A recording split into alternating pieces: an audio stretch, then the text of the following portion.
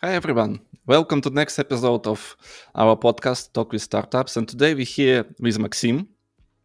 Hi. Yeah, hi Sergey, and nice to meet everybody who will listen online. And after that, it's glad to be here. Really. Yeah.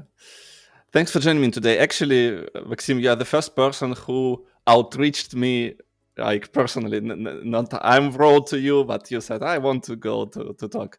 And that was because I'm not into these startups right now. We will talk about them a lot today in DefenseTech and don't know a lot of things about it. But and I've started following you and reading about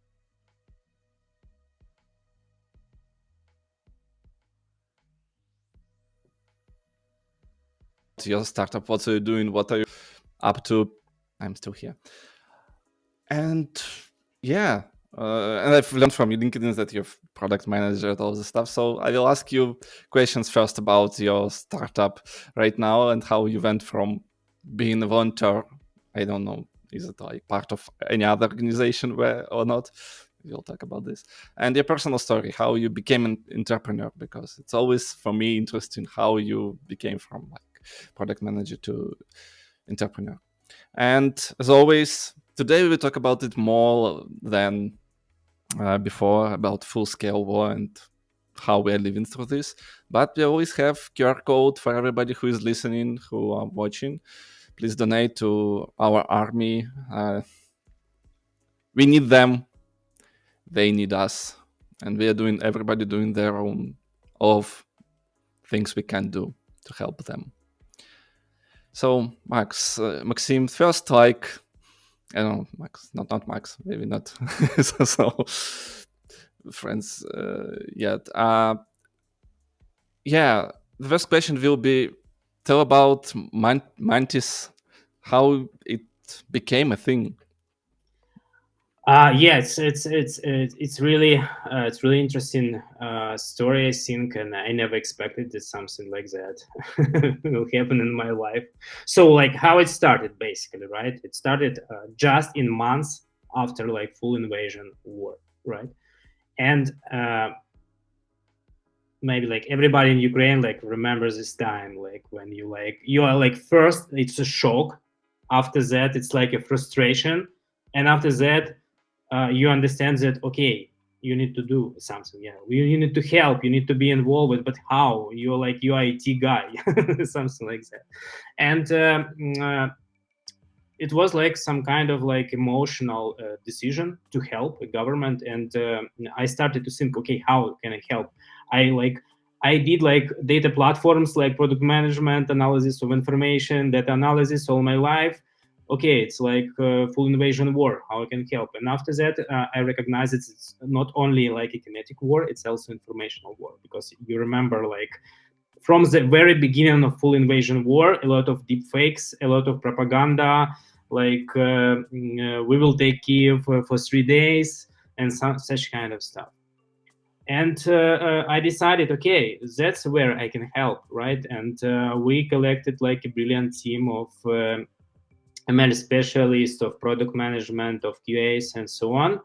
And we decided to help the government and the media and so on to fight more effectively on informational warfare.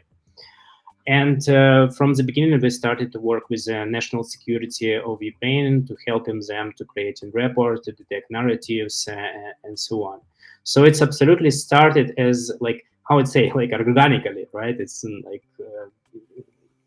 maybe the best things in life, if they happen this way, right? Just you woke up and decide what to do. You just were born for that. Um, yeah, and we just started, and I started really to increase my involvement in informational war. I started to talk with a lot of people who was involved in that. And yeah, and just 1 year we worked as a volunteer initiative, and I parallelly work in another startup as a head of product. And after that, my main startup, when I like got all the money and so on, was like basically how it say like crashed because of founders conflict. Like it's happened, and like I lost my work and my job, and okay, what to do next? And I like looking around and understand. Okay, that's it. So we have a brilliant team. We have a demand on the market.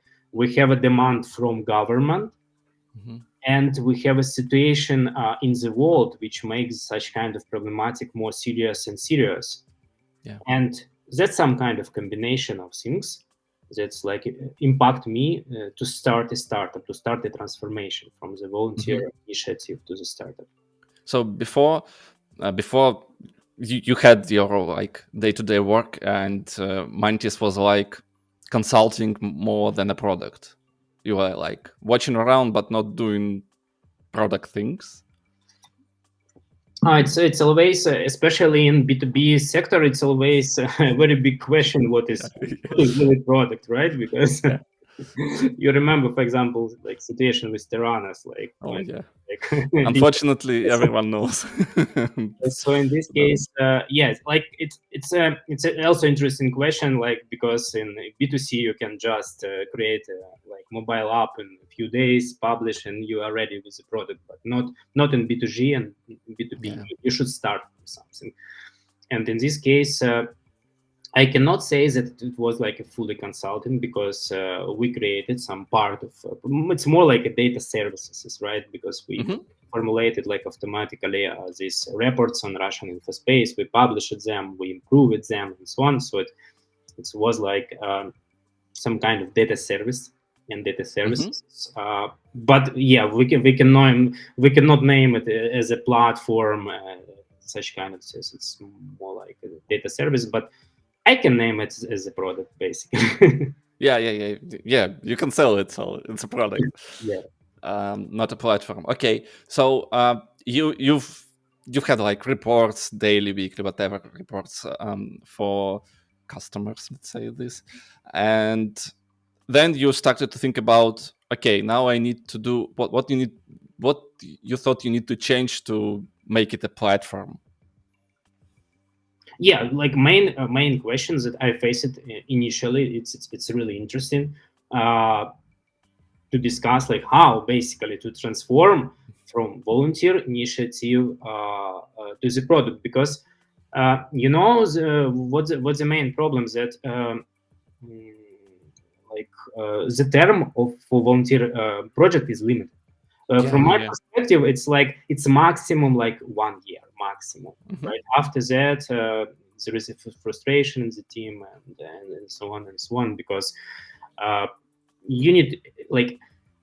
And also, it's interesting story when I talk it with some kind of with international investors, and as I ask it, okay, how your initiative was sponsored like first year, and I answered like, village is just volunteering. They said, okay, you're volunteering, but who sponsors that? Nobody. Like we just volunteering, and they completely do not understand that. It's like absolutely different mentality. That in Ukraine, especially like in current situation, just to stop like your main work and volunteer for 1 year, it's okay, and everybody's like understanding that, because like your country is in fire, right? It's like changing, like shifting of priority, but it's difficult to explain for foreigners, basically. But that's a we touched a great topic. I want to explore a bit, because in mentality, when I don't know, 3-4 years ago, you were like working on a LinkedIn profile, and there is volunteering experience. No, what I do as volunteer, everything that I do for free, no, and it's changed overnight, basically.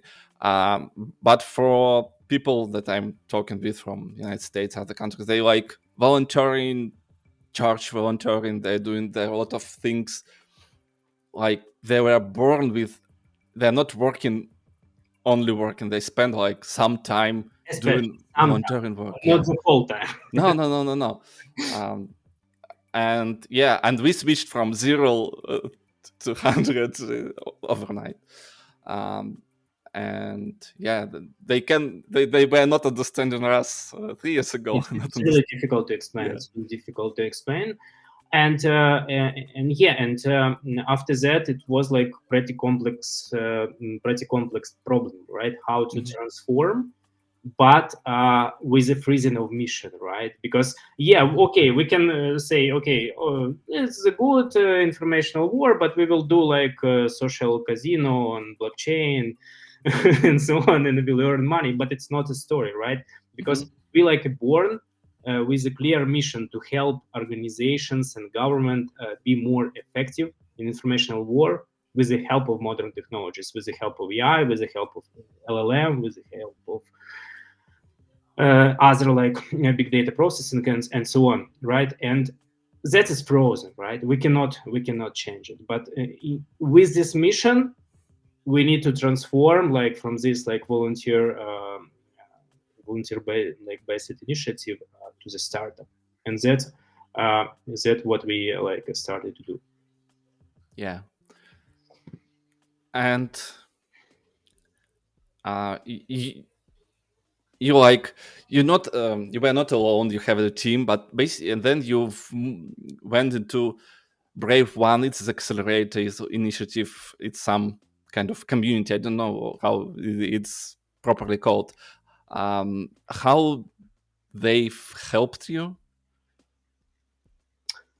So first idea which happened in my mind, it's okay, we should do acceleration, right? Because we have like some kind of MVP, we have a demand of the market, we have a clear problem, we have expertise already, like tech and methodological.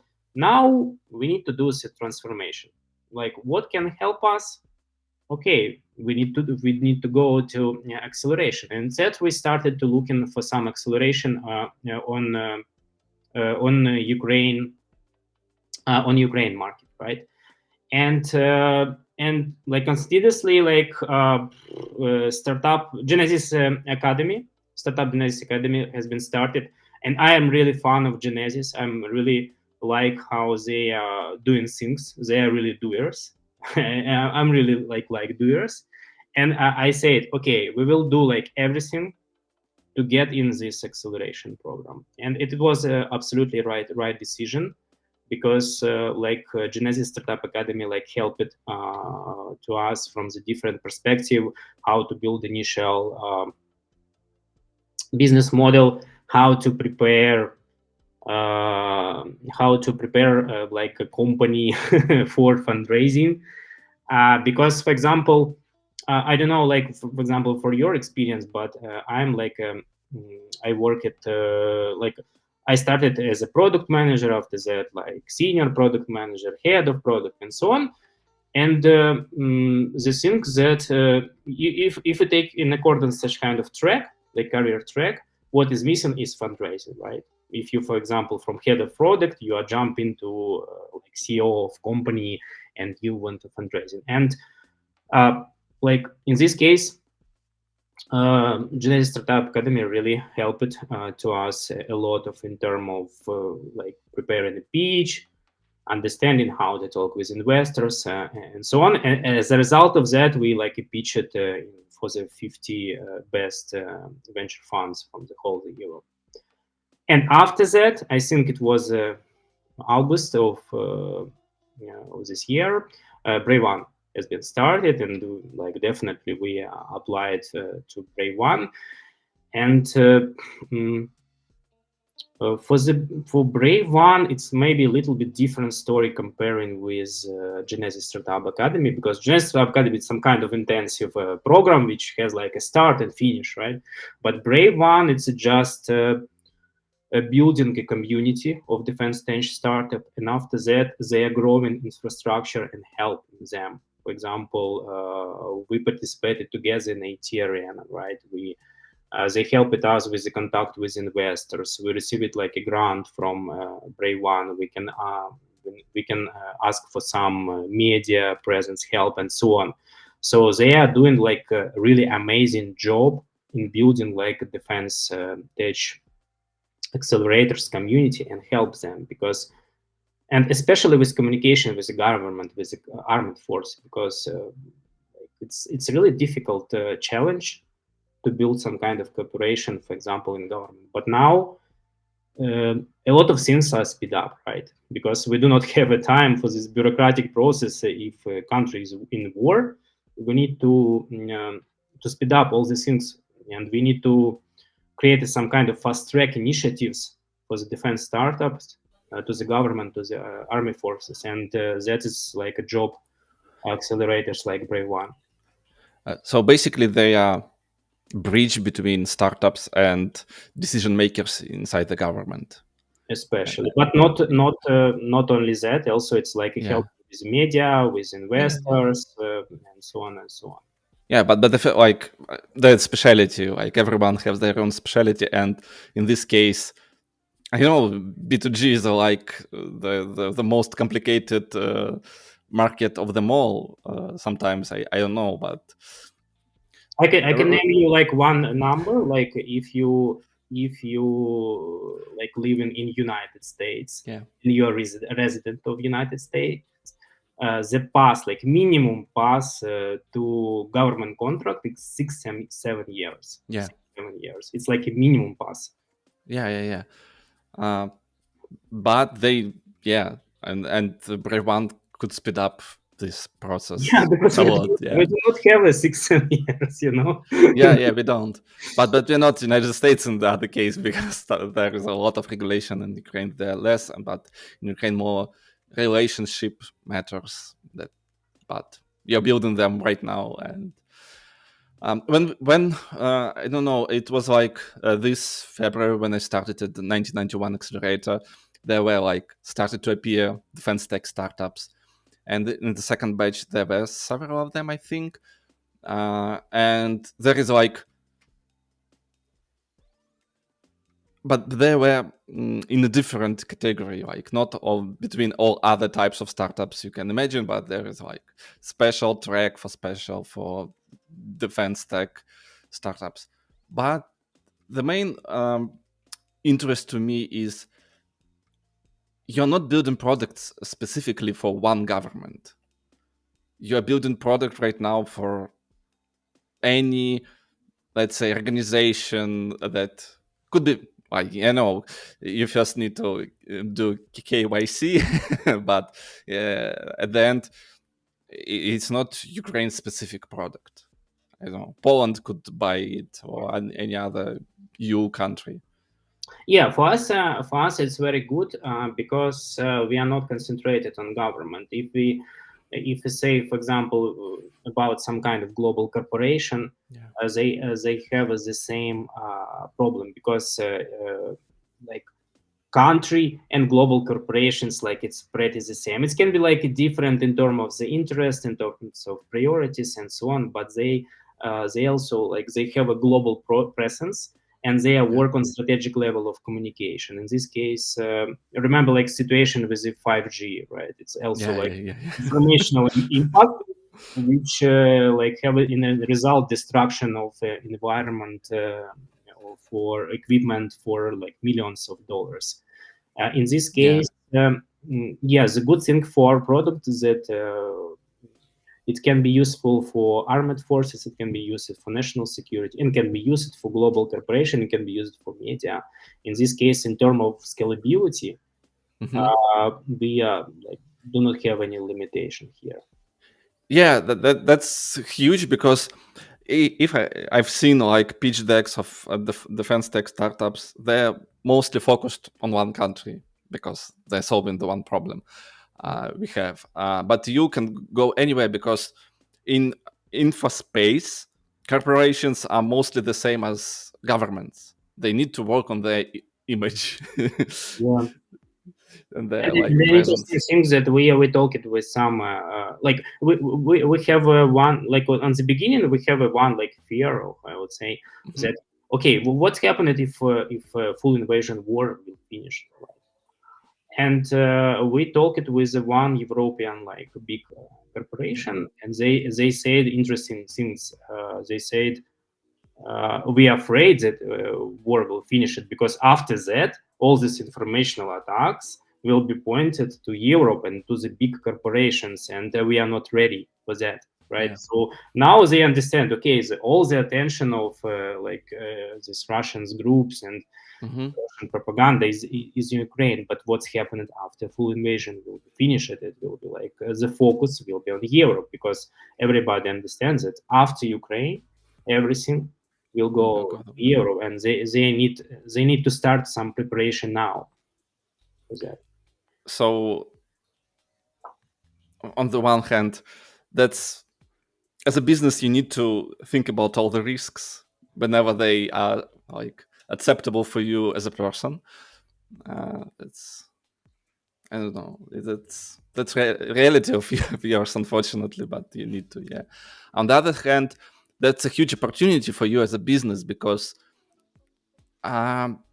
like, especially in this year, let's say, Europe and UK and the United States started to see how they are impacted by this propaganda. Not only like our media space, like our news, but also their like propaganda machine is working on with their influencers, their media persons, not naming them, and there you can help them a lot, because only you have this experience basically, and you're in the perfect place. Unfortunately, uh, people from Germany now, or not the best example, from France now can't create best service for this. Yeah, so it's like it's historically the best technologies like born on the battlefield, right? So it's unfortunately, yeah. Yeah, like unfortunately, but for us as a country, it's an opportunity, because you cannot create something brilliant if you are in comfort zone. Like first advice of any coach, get out.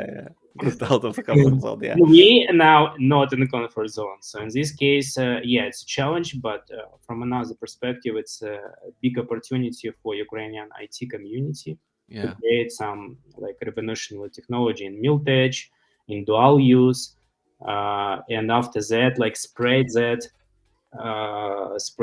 around the world. Right? Because but I still do like that you're not also defense tech, you are also cybersecurity basically, and but on a scale of corporations.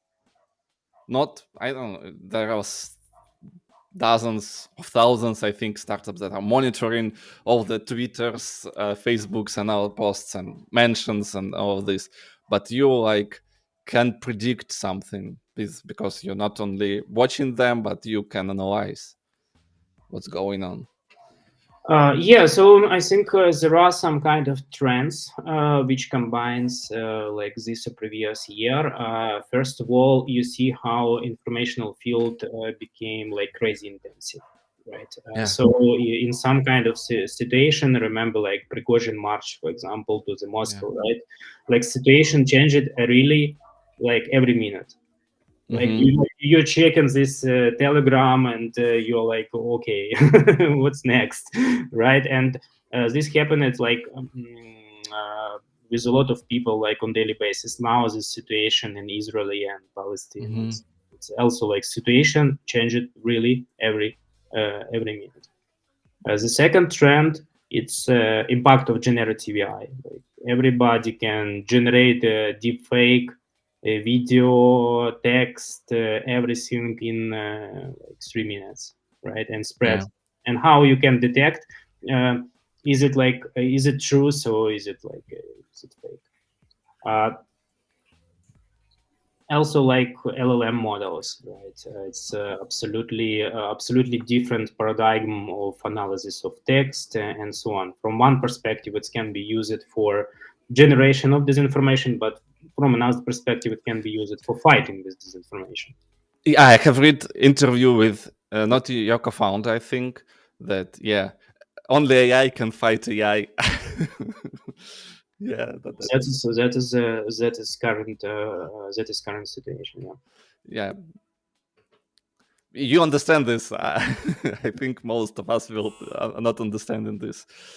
Yeah. And yeah, let's move to your personal story as entrepreneur.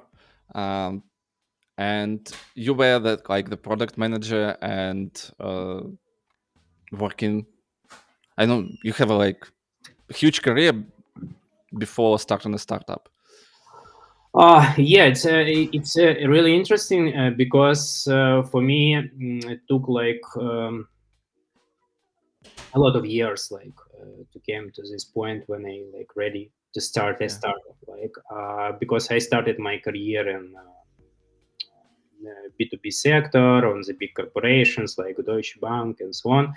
After that, I switched my career from the project manager to product manager, and it's interesting that if we take headcount of the companies that I work, it's really decreases from the start. So first of all, after Deutsche Bank, I started to work in the big startup. After that, smallest.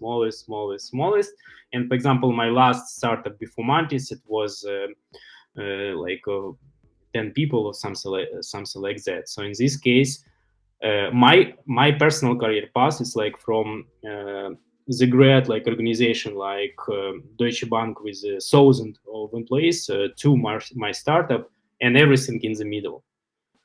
Is it right approach? It's a really discussion. It's a really discussion. But for example, what helped me that I understand a lot of stuff how it should work, right? Because how management should work in different sizes of companies. So I have a lot of experience from the proven company which I can now apply from the early stage to the start. In this case, I see some positive things in such kind of approach because if you start a startup as a student, yeah, you have a lot of energy, emotions, and so on. But from another perspective, you do not understand how a lot of things are working, right?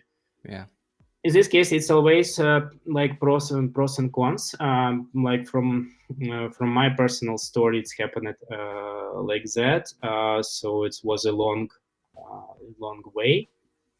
But yeah, from another perspective, a lot of knowledge is simplifying this path now because I already know how it should work. I have a huge network which I can use. If, for example, I do not know something, I'm just I absolutely immediately understand who should I ask for help. Yeah. In this case, yeah, a lot of I think positive things, but yeah, but from another perspective, startup doing a startup, it's so crazy and amazing experiences that I really suggest everybody to try in life because especially if you are working as in product management or in generally in IT. I think it's things that you definitely need to try at least one time per life. It's because it's you cannot compare with anything. It's really cool thing. I do love this. I need to later edit it to another to different video because it's 100%. I agree with you. My entrepreneurship journey took at least 10 years for me, and you're saying you need to try at least at once. But and I know that after anyone will try to do their own startup and fail, they will never will go back and they will start another startup. So, yeah. So Yeah. I cannot imagine how you can come back from the startup to any corporate work. Definitely. Yeah. You've touched interesting thing. I would love to comment about that. You've went from corporations to almost one man company. I think it's not about only your personal way, but how world has changed. Because in 2000 something when you started, there were not a lot of startups, and it was hard to start a startup. Right now, we can like start startup overnight. You said you can do any app in 2 days if you know how to promote it, and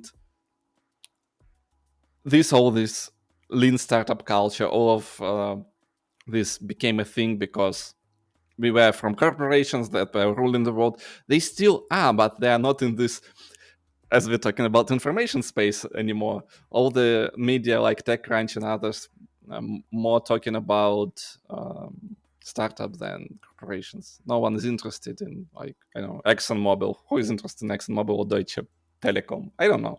No one is. They're still there, yeah. They're still on the government contracts, I think. So yeah, if you want to build a 100-year company, you need to go to B2G. If you will survive, it will be a 100-year company at least. Yeah, but from another perspective, it's interesting how like government is changing in Ukraine. For example, you can check a DIA. Like DIA, it's a really international story. It's an amazing one. And also, I visited, for example, one time national security, and my expectation was, or like government things. But when I arrived in this like department, it looked like a cool IT company inside the government, right? And I so enjoyed like communication with them that I like completely changed my mind. I mean that it's also a problem with how it say, a lot of Ukrainian like IT specialists, they work it like the whole life in outsourcing, and they earn a lot of money. But after that, if you remember this pyramid of Maslow, you need something more, right? You need to do something impactful in life.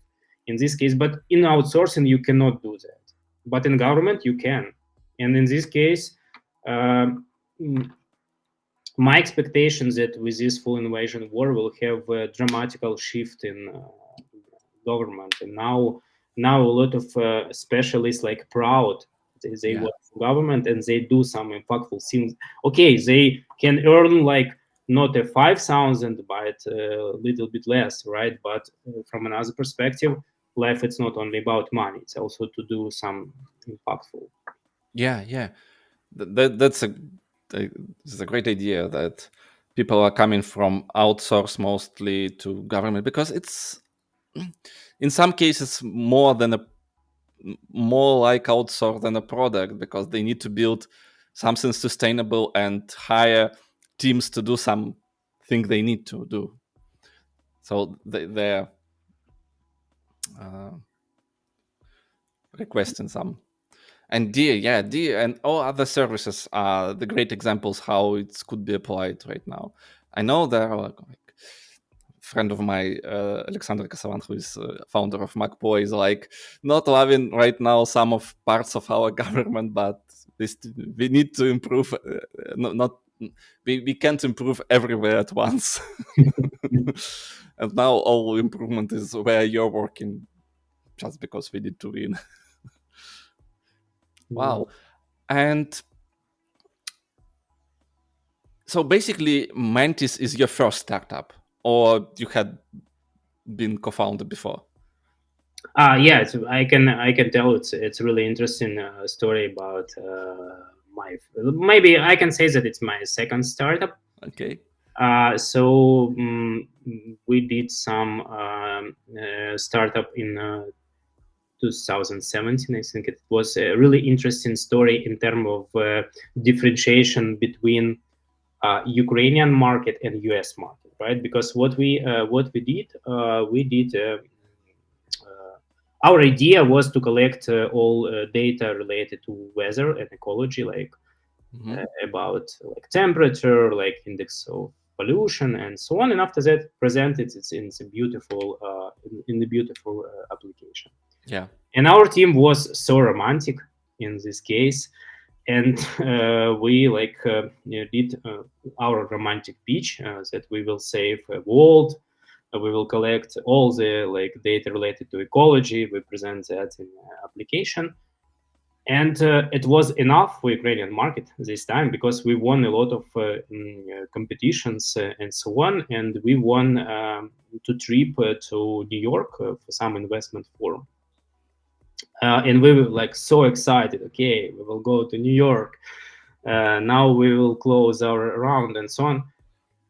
And okay, we did a pitch in New York, a lot of investors and so on. And after that, just one guy came after that and say, "Oh, guys, you have a beautiful app. I need this iOS developer for my project." That was like only result of this trip. And what's the reason, right? The reason that some kind of romantic story was enough for Ukrainian market, but not enough for US market. Because when you came to US market, the first question, where is the money? How I can scale that 10x? What is your business model? And so on. And that was a lesson, like very serious lesson for me. And I understood, okay, that I need to continue to work to startups to understand more. In this case, in Mantis, we started to think about our business model, about like finance model from the beginning, right? And now we still some kind of romantic guys, right? But from another perspective, we understand that company can be alive if it's alive from finance perspective, right? It should be like profitable. It should be like a proper finance plan, proper business model. In this case here, like I will not repeat my mistakes. So we are thinking about business model from the beginning. Yeah, that's why you switched from being volunteer into platform where you could, and incorporate it as a company, I think. Yeah, and what's like, everyone has their own experience, mistakes, or what things to avoid, and like created a perfect product for a perfect, unfortunately, in the perfect time.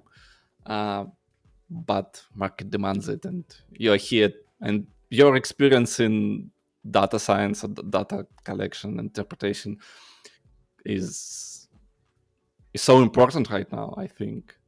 And you're like, I'm here to do this. And how large is the Mantis right now? 5, I don't know how many people.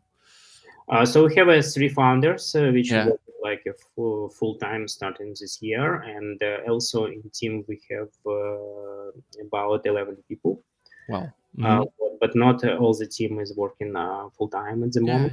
So it's like a transition. So we transit. Also, we transit from this volunteer mode. And also a lot of people like willing to help. I really want to say like respect to Ukrainian community, because just after every like a publication or interview and so on, I received like a tens of resumes and CVs, and just with guys, you are doing so cool job, how I can help. And that is really amazing.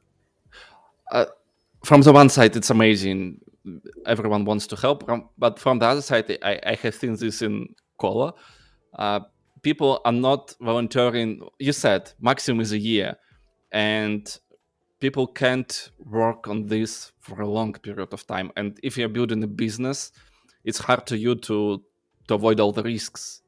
You either need to build conveyor, like replace, or to build something sustainable.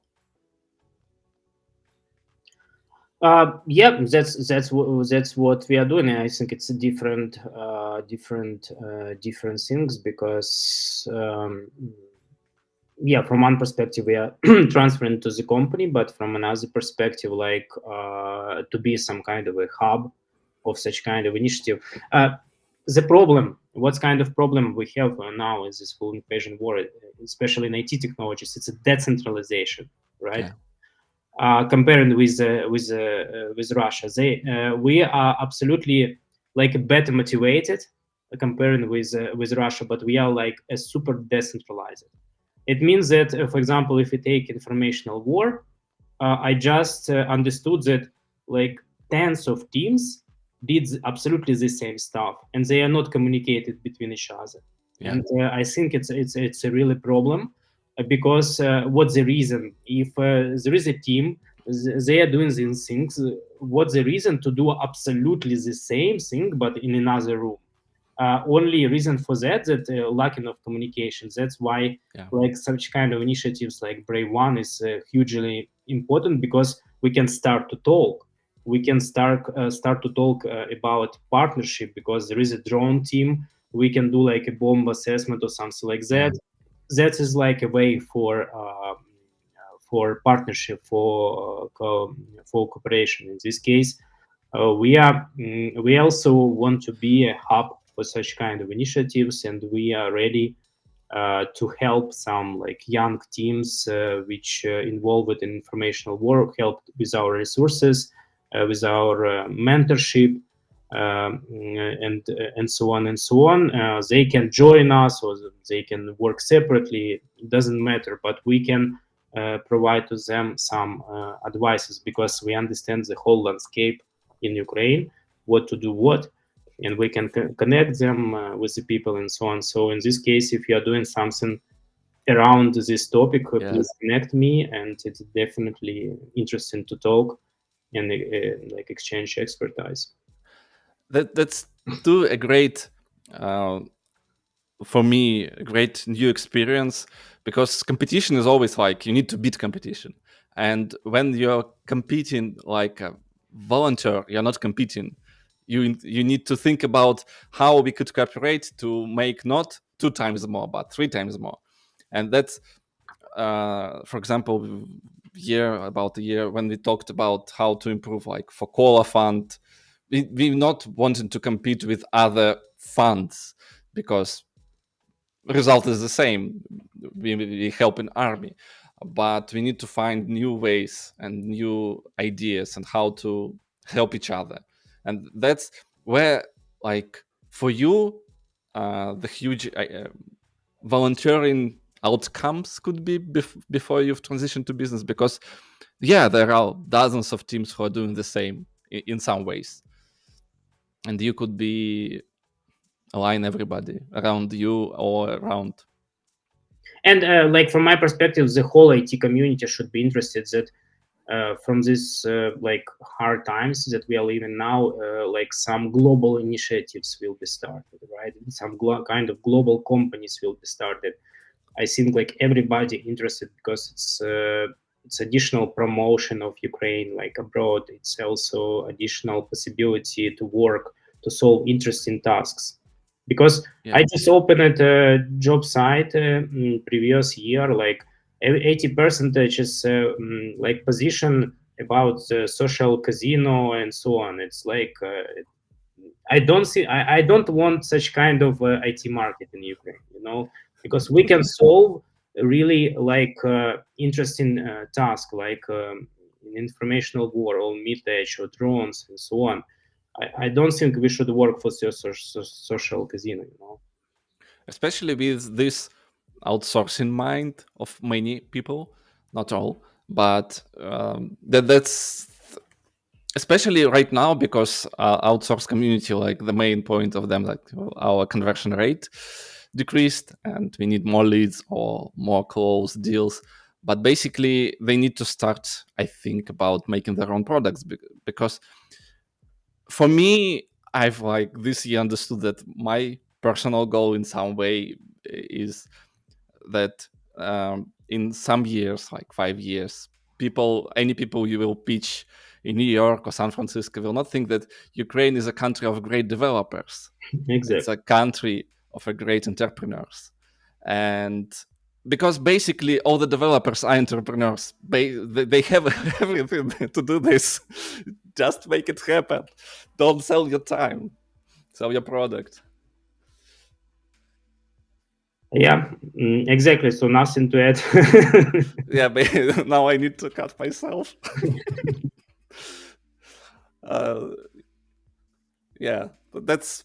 I knew we had a lot of in common. I think we will continue to talk a bit after the podcast.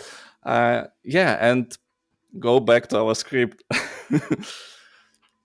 And with this, that's always fascinating. Like, you're working on a solving a current problem, but we are talking about all the like half an hour that you have a huge opportunity outside of current situation, not outside what's happening, how you need to monitor all this information in Ukraine.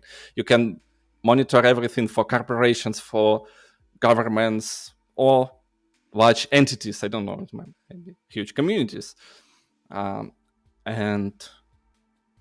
of pharmaceuticals companies. Yeah. Do you understand what is like possible market for this? Because it's like the largest market in the world, I think, could be. Yeah, so like we did some kind of analysis. Now we are like concentrating on like in general like market of using AI for infrastructure space analysis, because we discussed it today that it's impossible to do effectively without using of modern technologies. And like rough estimation for that at about 12 billions in 2030. So it's pretty huge market, and I think it can be like in general like also extended to general risk management and risk assessment, because as I said, informational threats, it's just one of the possible risks, right? But we can also monitor like physical risks and so on, especially in current like crazy situation in the world, because like everybody every day something new crazy is here started. So it's you just wake up in the morning and you're reading news and you like don't understand what is next, right? And in such kind of situations it's really important to monitor risks in real time and quickly react to them. But I thought about another one question. But because you are not on this, like, let's say, huge open market that is everyone knows what's you're doing, your competitors are not easy to understand what they do. I remember a time when no one understood like what Palantir is up to, and right now I think that your competitor in some ways too, because for them it's a huge opportunity to sell themselves to Ukrainian government too. The problem that with the big players on this market that basically they do not work in Ukraine. So why? Because they cannot proceed local context.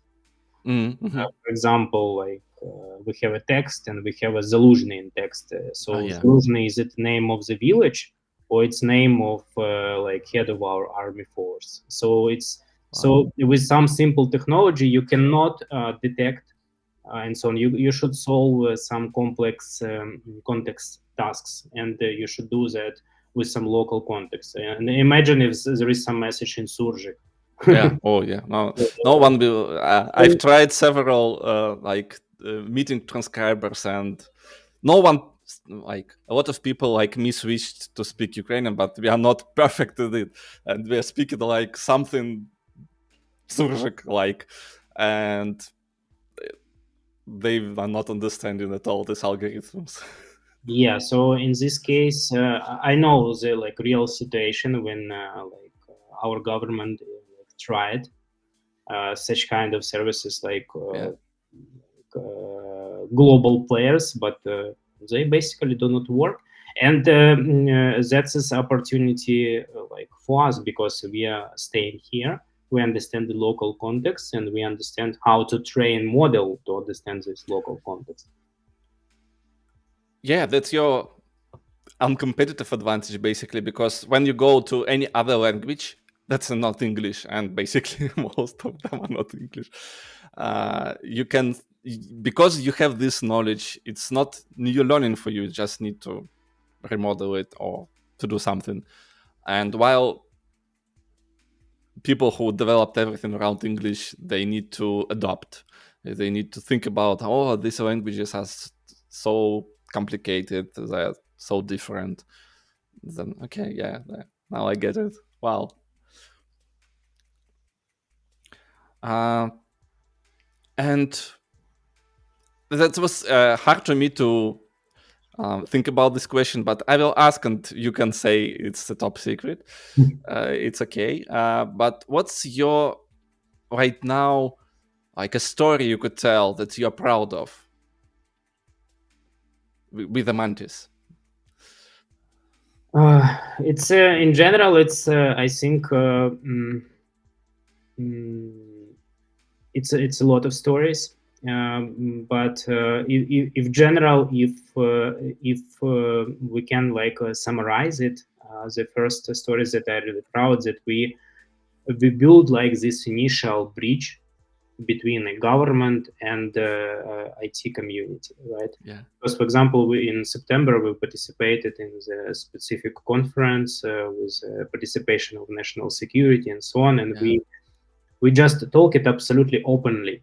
They said, for example, okay, we need a technology, but we say, okay, we have a, a huge IT community in Ukraine. Let's work together. Yeah.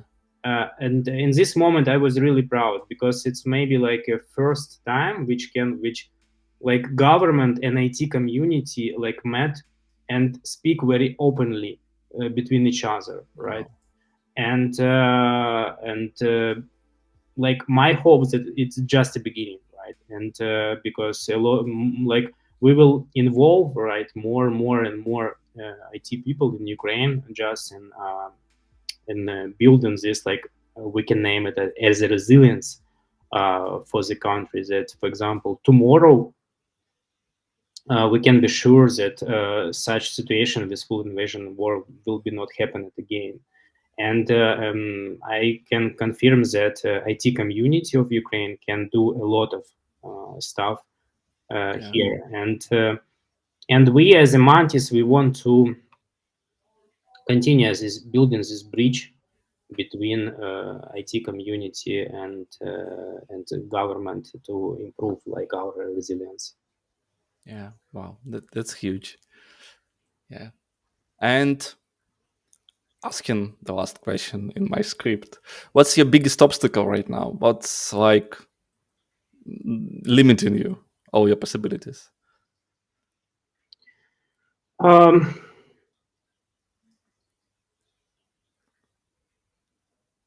yeah, I think it's interesting time. It's interesting, really interesting times that everything which has happened, it's from one perspective, it's opportunity, but from another perspective, it's obstacle, right?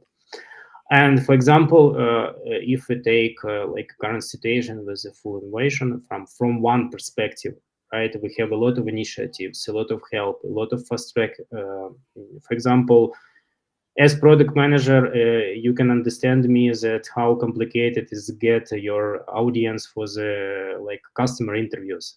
Now for us, it's like Yeah. easy. You just say, I'm from Ukraine. Okay, guys, what can I do for you? Yeah. Yeah. Yeah.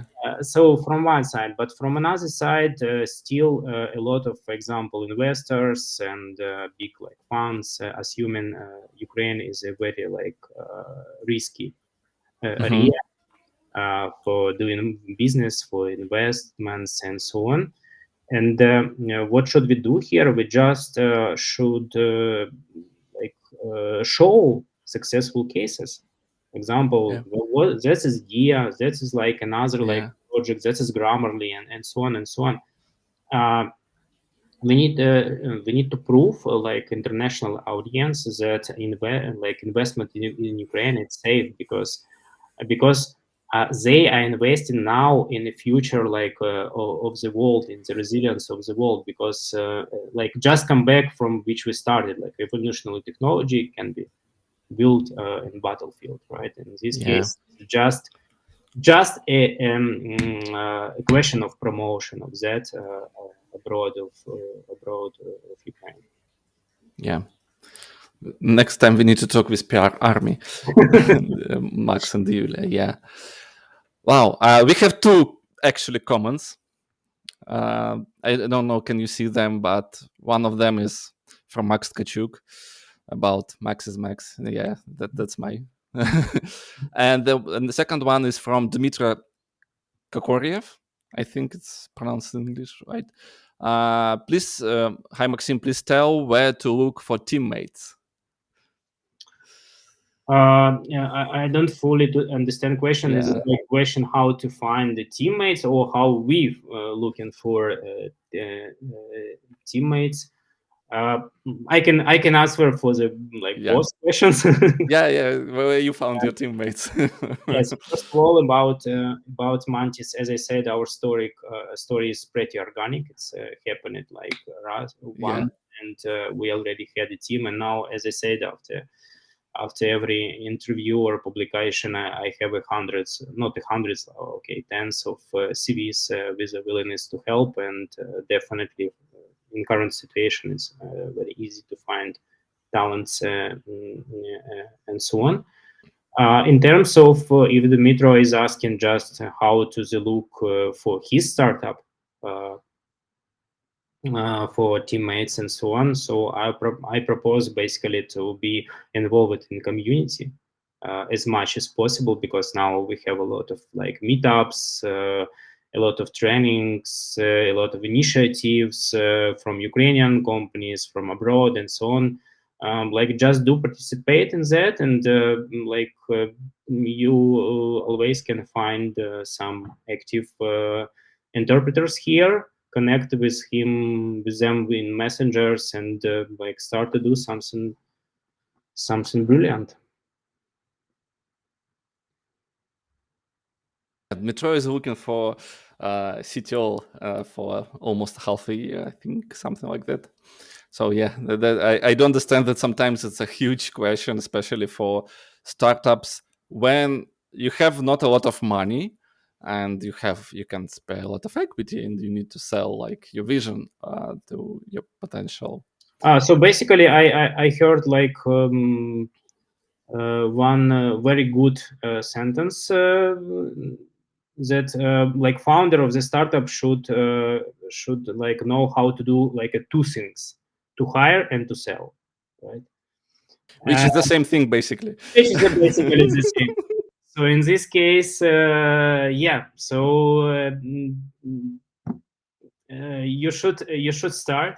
You should start to doing that and trying different, like using your networks, chats, communities, just asking and so on, because like today you're selling your company for your CTO. Tomorrow you will sell your company for investors. Day after tomorrow you will sell your company for potential customers. And in general, like process is like pretty the same. It's basically all about the value you will give. You will give in value to CTO of his living. You give value to investors because they need to make money in 18 months in Yeah, often. absolutely. And customers need to solve their problem, and you're solving this with their money that you're paying to your CTO basically. You need to sell, yeah. The most important skill we're learning right now. Just one thing. So Yeah, just one it's thing. very easy. It's very easy. Yeah. On that huge news for everybody that you need to sell it. That's it. Thanks everybody for listening. I will edit this podcast as a podcast. Thank you, Maxim, for coming and talking. It was like great conversation today. Yeah, Sergey, like thanks for invitation. I think we today like discussed a lot of interesting stuff. I think we can continue like more and more hours, but we need to stop here. So and like who is interested in Mantis, like let's connect me in social networks. I will provide more information. And yeah, let's do it, guys. We need to like win this war with the help of IT community. Thanks a lot. Bye bye. Bye bye.